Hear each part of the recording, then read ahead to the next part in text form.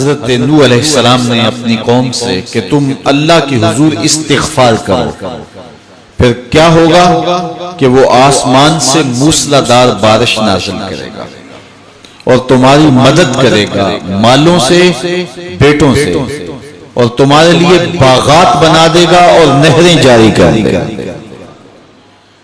तो ये सारी चीजें इस्तिग़फ़ार से नसीब होती हैं।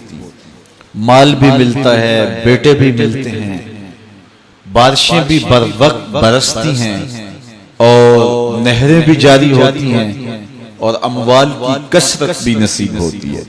तो कसरत के साथ इस्तिग़फ़ार पढ़िए, इसका लाज़मी नतीजा ये होगा कि अल्लाह ताला माल की कसरत फरमा देगा और माल वो देगा जो कसीर भी होगा, हलाल भी होगा, तय्यब भी होगा और पाकीज़ा भी होगा और फरावा भी होगा और मुबारक भी होगा। तो जो मुबारक रिज़्क़ होता है वो मोमिन की जिंदगी का मकसूद है। दूसरी बात, जो काम सुबह के वक्त किए जाते हैं उन कामों में अल्लाह ने बरकत रखी है।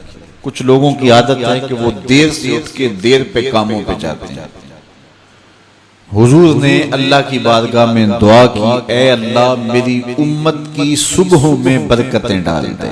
तो सुबह के कामों में बरकत है, इस्तिग़फ़ार पढ़ते रहें उसमें बरकत है। और वो कितना खुश नसीब है जो सुबह को काम पे जा रहा है और इस्तिग़फ़ार भी पढ़ता जा रहा है। तो अल्लाह ताला उसके काम में बरकत नाज़िल फरमाए। तीसरी चीज, जब अल्लाह ताला जल्ला शानहू अता करे तो उस पर शुक्र करे। शुक्र करेगा तो अल्लाह और ज्यादा अता करेगा। वाला इन शकरतुम लअज़ीदन्नकुम, ये मेरे रब का सच्चा वादा है कि मेरे बंदो जब तुम मेरा शुक्र अदा करोगे मैं और ज्यादा अता करूंगा। कमजोर लोगों को जब तुम नवाजते हो तो वो दुआएं देते हैं, तो उसकी दुआ की बरकत से तुम्हारे रिज़्क़ में इजाफा हो जाता है। तो कमजोर लोगों के साथ उसने सलूक कीजिए, उससे रिज़्क़ के अंदर बरकत नसीब हो। एक और जरिया है रिज़्क़ के इजाफे का, और वो ये कि बाज़ बात आदमी किसी और को भी उसमें शरीक कर लेता है। कमाई वो नहीं करता लेकिन उसको वो साथ अखराजात में शरीक करता है। उसकी एक उम्दा मिसाल हुजूर के जमाने में इस तरह पेश आई कि एक सहाबी ने हुजूर की खिदमत में आके शिकायत की कि हुजूर काम काज मैं करता हूँ और ये जो मेरा भाई है ये काम काज नहीं करता।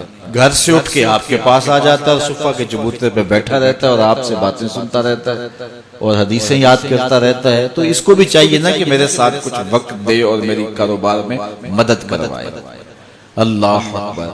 तो उसने हुजूर से ये शिकायत की आके अपने भाई की, तो हुजूर ने इरशाद फरमाया शायद तुझे भी रिज़्क़ इसके सदके से मिल रहा हो। तो इससे उलमा ने एक बात बयान की है, वो कहते हैं कि ये जो तलबाए दीन होते हैं अपने रिज़्क़ में उनका हिस्सा शामिल कर लो। हो सके तो अपना भाई या अपना एक बेटा वक्फ कर दो जो दीन पढ़े और तुम उसकी जिम्मेदारियां अपने ज़िम्मे ले लो। और अगर ऐसा मुमकिन नहीं है तो फिर कम से कम कुछ दीनी तलबा की कफालत अपने ज़िम्मे ले लें। और जिस तरह अपने बच्चों पर खर्च करते हैं खुशी से, आसूदगी से, और उनकी ज़रूरियात जिस तरह पूरी करते हैं इस तरह दीनी तलबा की ज़रूरियात भी इसी अंदाज से पूरी करें तो इस हदीस के आप मिस्ताक हो जाएंगे।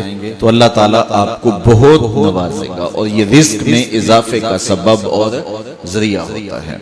मैं तो आजकल दोस्तों को ये भी कहता हूँ कि अपने कारोबार के अंदर जो है वो इदारतुल मुस्तफ़ा को शामिल कर लो, कुछ फीसद हिस्सा इदारतुल मुस्तफ़ा का रख लो, तो तुम फिर अपने कारोबार के अंदर बरकतें और रहमतें उतरती हुई महसूस करोगे। तो अल्लाह ताला जल्ला शानहू अपनी रहमतों से हम सबको माला माल फरमाए।